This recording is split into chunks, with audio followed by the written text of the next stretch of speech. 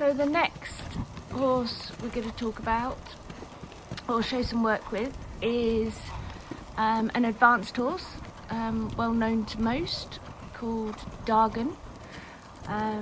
He's a lovely chestnut gelding.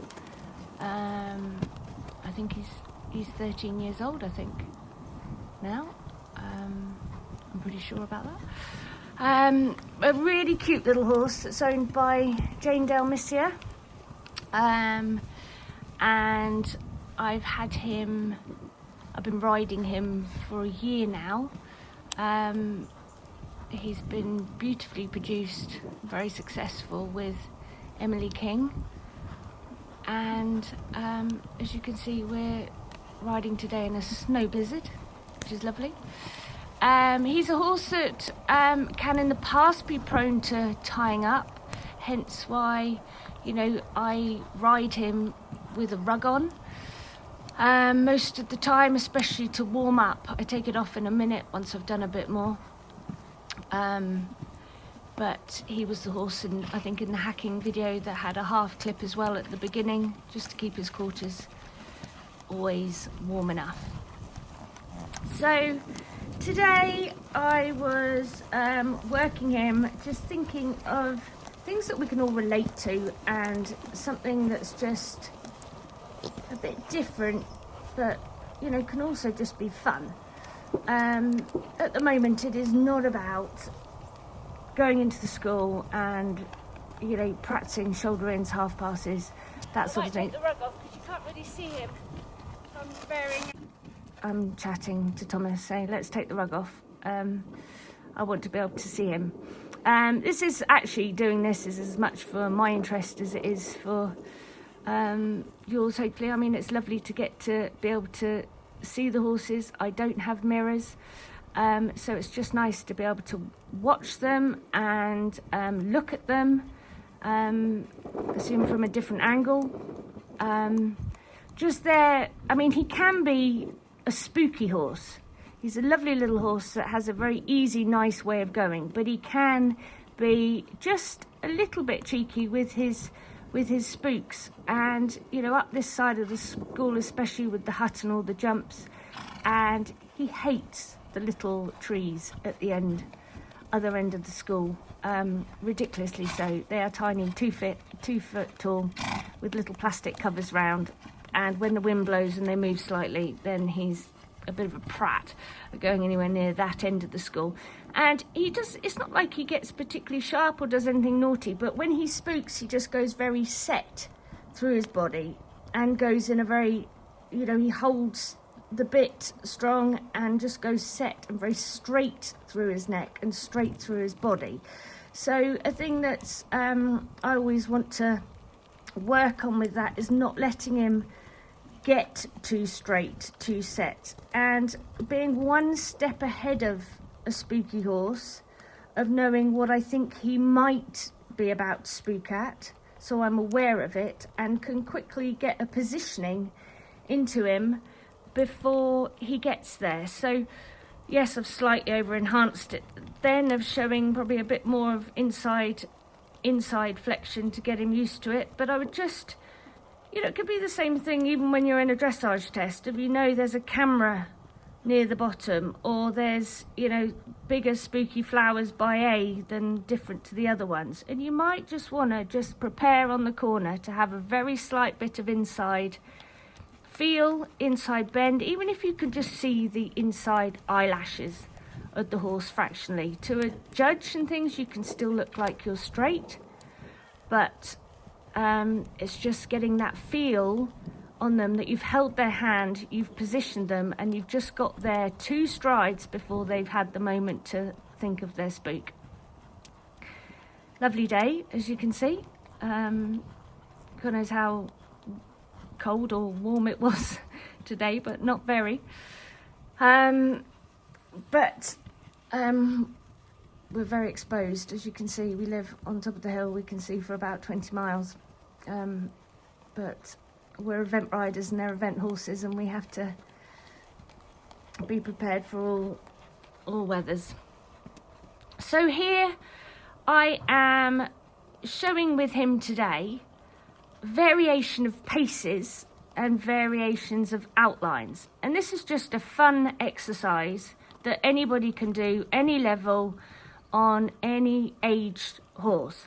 Now, obviously, he's an advanced horse, so there's plenty more things he's more established at, physically and mentally, and, you know, has the buttons.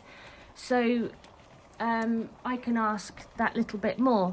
I am in January here, so I'm not trying to ask more. I'm very realistic of where he's at with his training, with his fitness.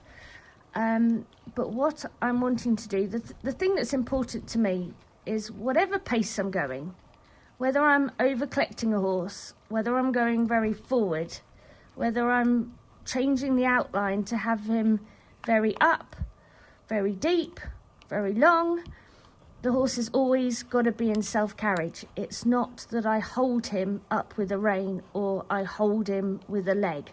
He has got to be travelling in front of my leg and to a nice feel on the rein.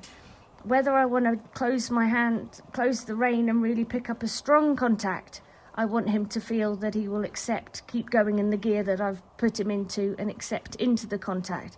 Even if I relax the contact and soften the rein quite a lot, I still want to feel that he's there waiting for me at the end of it. It's very simple that I try to think in my own mind of that is what really matters to me. Whatever the outline I've got him in, he has got to stay in self-carriage, and I have got to keep my balance, my positioning of a rider as good as possible. Whoop! And we have a little spook there, and you know, probably did, you know, that's where I've got to try and keep my balance as well at the same time. And I think I go back round that again, because obviously I've let the reins go. The reins have gone long, but even though the reins are long, I want to slow the trot, collect the trot, without feeling I need a short rein to be able to do that. I can still do that from a half halt and a feel on the rein, even though I have got long reins. But this time round, because I've let the length of rein go, I'm going to still get that one step ahead of him for the spook. There, it comes around the corner better, slight positioning, and the next one there. So if you drop your guard and you just trot round and you let them slightly look to the outside where the colour of the wood boards around the edge suddenly changes, or there's a bit of grass the other side or something. It's us as riders being aware of all these things all the time, so we can just be one step ahead of them, hold their hand and keep the confidence. I'm very pleased with how he looks physically.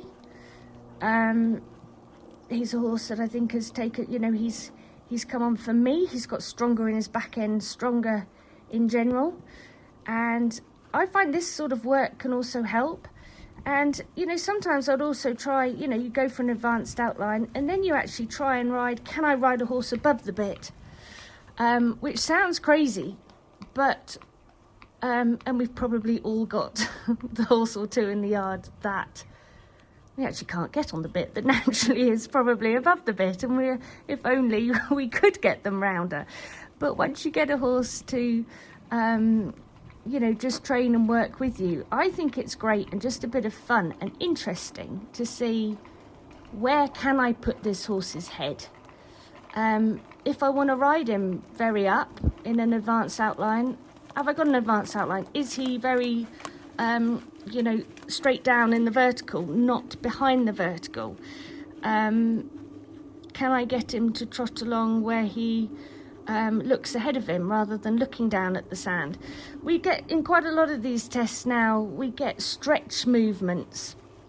So I, you know, really work quite hard at those movements because they're actually quite an easy place to really try and gain some marks in the training, because stretching is a nice place for them to be, and you can really try working them of thinking up in an advanced outline, down in a stretchy outline, and try and get them to do it over 2 or 3 strides.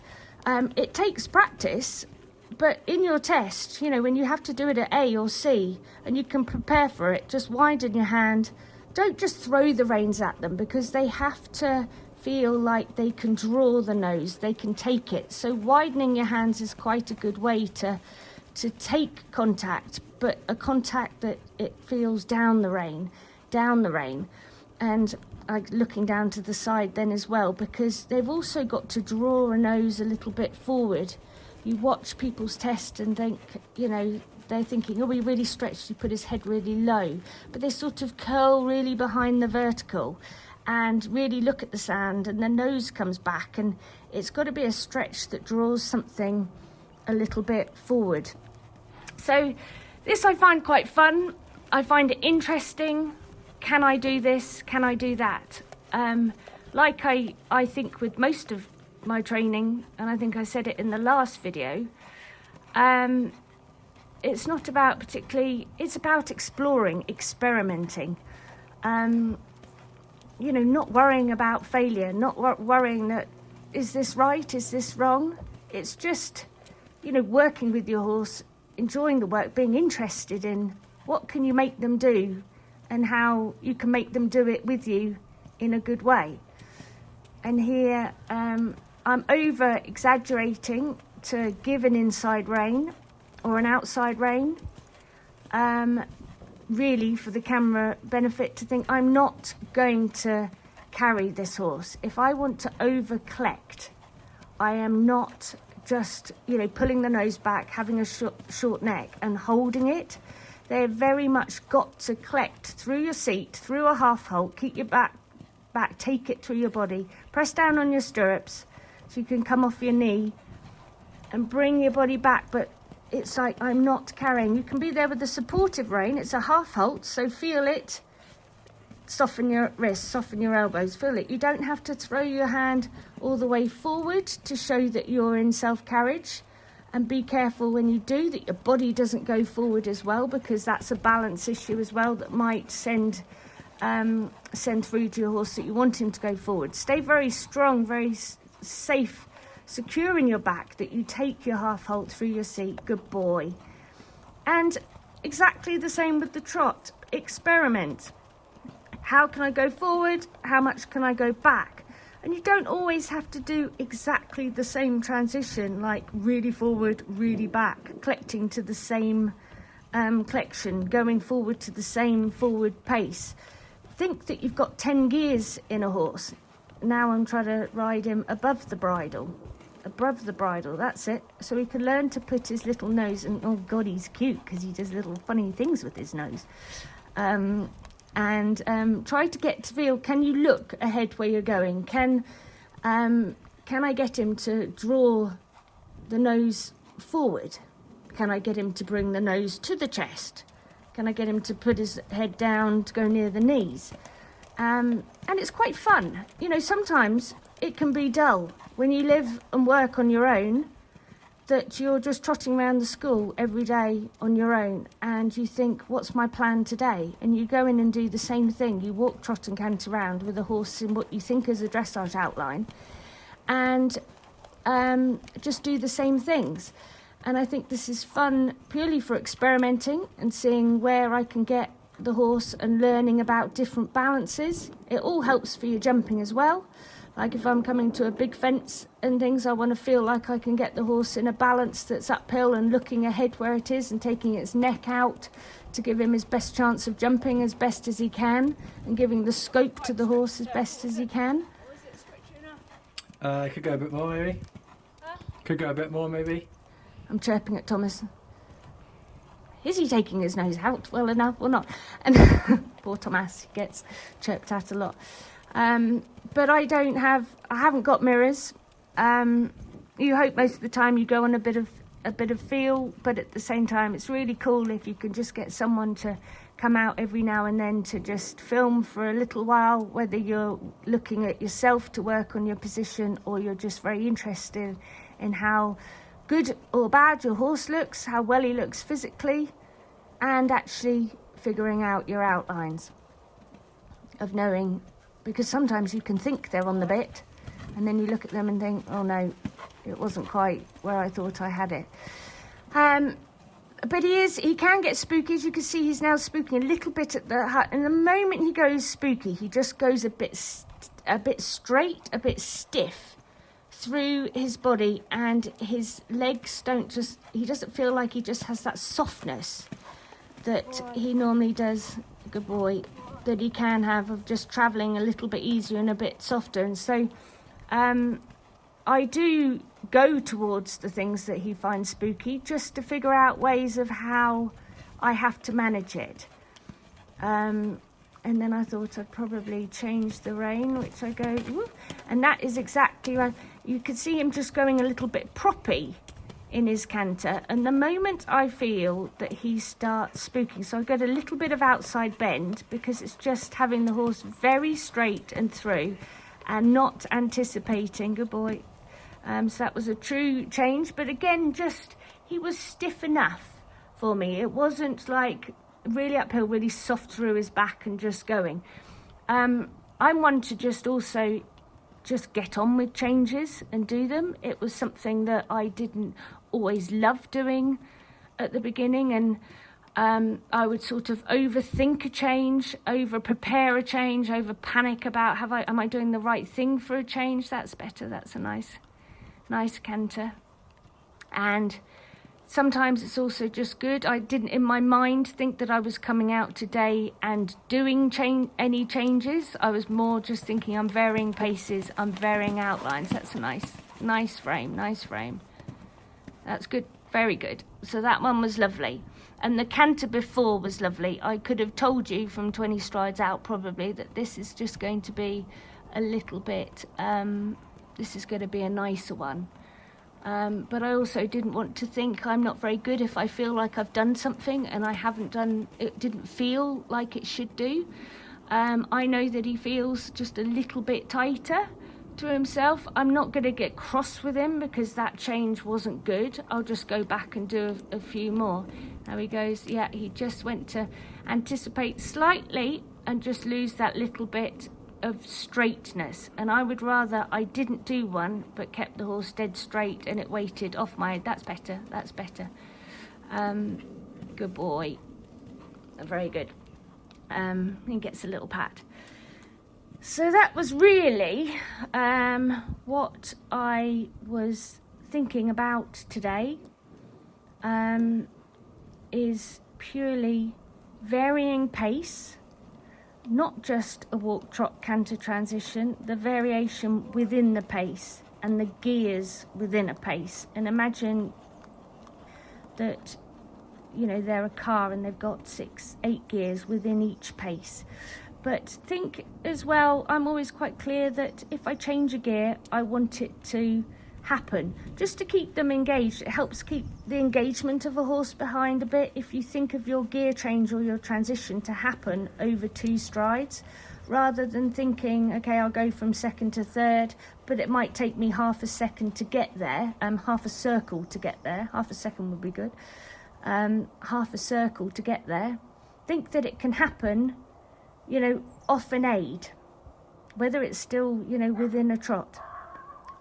Walk is really important. I think I briefed on it a bit in the hacking video. I pay a lot of attention to walks, and I like it to be second nature. So in your tests, you really understand your horse's walk to help with hotness or anticipation in tests. And so I'm again here doing the same thing of just thinking of the quality of the walk to stay the same, but I'm going to vary outlines, whether it's a medium walk, whether it's an extended walk. I think that's all I can. Extended walk, a great over track, good boy, and a free rein walk. Be the rein could go a little bit longer and the nose, that's it there. This would be a free rein walk that I would just try to let him draw the nose now forward, without gulping over the hedge to see what's going on next door.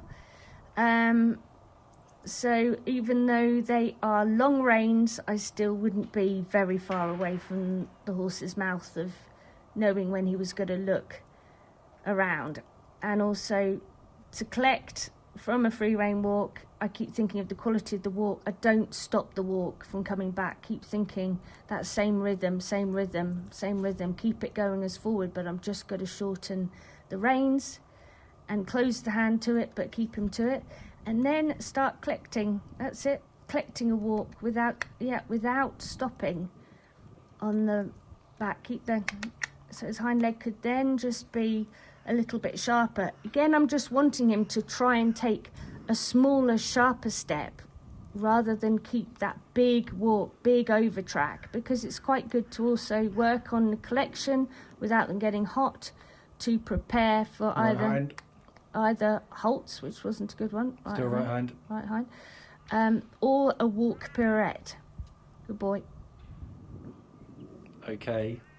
Okay, I can tell from Thomas's tone that's not good enough. So that's our first halt of January, which wasn't very good. I'd also spend days where I'd go out and I would do purely just halts to start figuring out. And one day I'd go out, walk into the school, and right hind, and he could be, that's it, good boy. Yep. A little bit sharper off my aid for the correction, but it's starting to learn. It's starting to feel where your legs are walking into a halt. And the important thing, I feel anyway, with halts, you've always got to correct them in a forward way. Walk forward to bring the leg up. Even if you, good boy, could have brought the front leg up just a little bit more, but we got the hind leg under, good boy. And so I want to do another one. I don't want that one just being fluke. I'll go and do, or maybe I did just say that one was fluke. I thought I did. Maybe it was the one before. But yes, I always try to, I do quite a lot of halts. It's quite good having someone on the floor if you haven't got the mirrors, because every time you go to look down, they can move. But it's varying their walks, being able to shorten a walk without it getting hot. I hate sitting on a horse thinking they're like glass in the walk and so fragile. So it is definitely a pace that I work on as much as possible to keep the relaxation, but being able to really ride a horse in a walk, not sitting there feeling very fragile. Anyway, he's a good boy. So that's just a little something that you can do with whatever age horse it is, of varying outlines, varying paces. He's got his rug back on to get him, keep his butt warm, but good boy.